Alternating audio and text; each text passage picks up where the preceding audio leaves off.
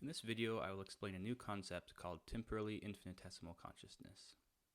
Temporally Infinitesimal Consciousness, or TIC, is a view of consciousness that I believe you must have if you subscribe to the philosophy of materialism or physicalism. Meaning, I believe TIC and materialism are inextricably linked. To lay a foundation for this new concept I am revealing, you'll need to have a rough grasp of materialism, consciousness, and the Teletransportation Paradox. I'll give a brief explanation of these things now. Materialism is the worldview that matter, forces, and physical energies are the fundamental substances of the universe, and that all things, including consciousness, and anything you identify as yourself, results purely from the physical world.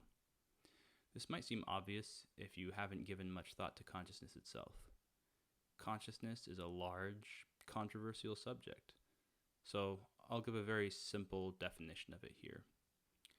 Consciousness is what it is like to be you. Consciousness is what it is like to be aware of things and to experience things. Your consciousness is not the same as your brain and your ability to make decisions.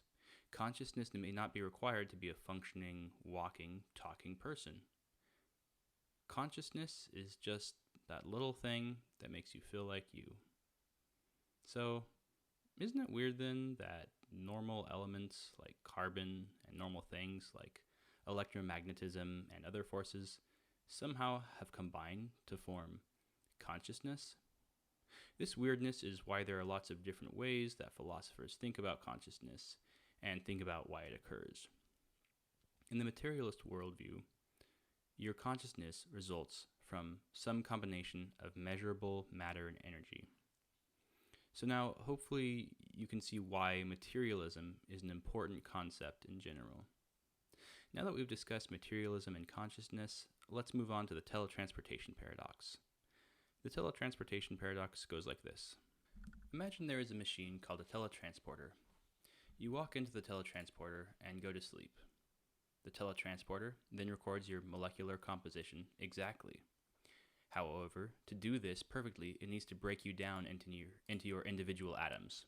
So, you die. As it does this, it relays all this information perfectly to another machine on Mars. This machine on Mars recreates your body from local stores of carbon, hydrogen, and all the other necessary elements. Now, since this is done perfectly, what it creates really is a live human being, intact with memories and a sense of self. And remember, it created an exact replica of you. So this person has all your memories and even still feels the burn on your tongue from when your coffee was too hot this morning. Because this person's brain and body was created perfectly, you even remember going into the teletransporter.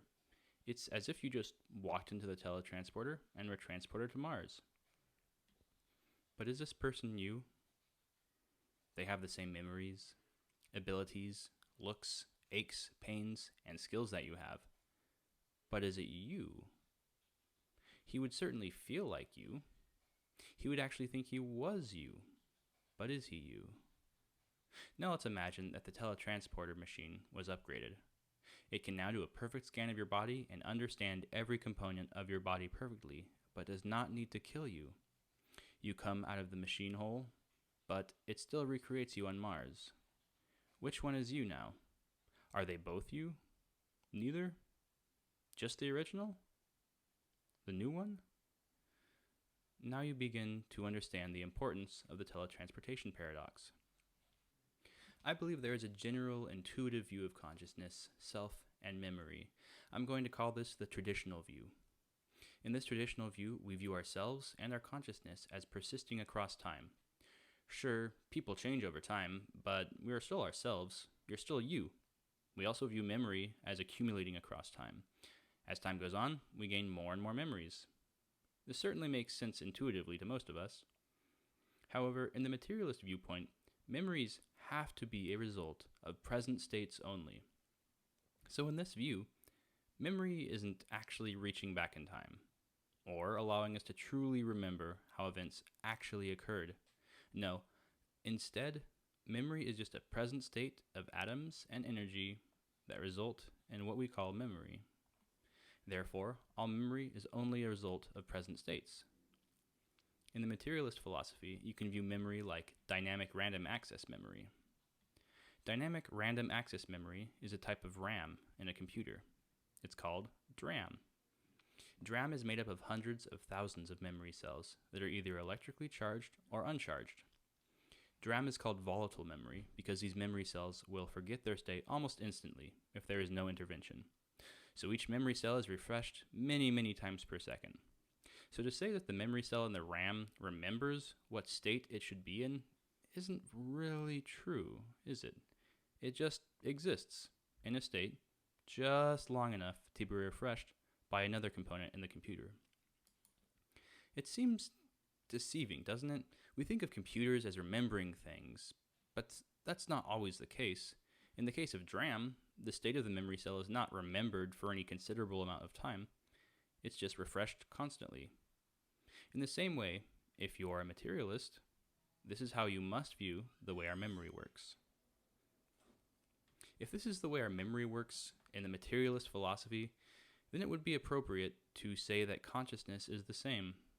Just as we don't have a good understanding of how memory works in our brain physically, we certainly don't have a good understanding of how consciousness physically works.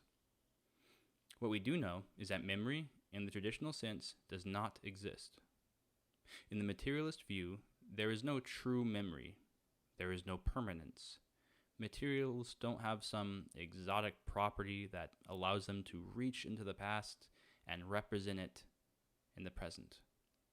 Everything simply exists in the present, and anything we think of as permanence is really just a constant refreshing of past states, just like DRAM.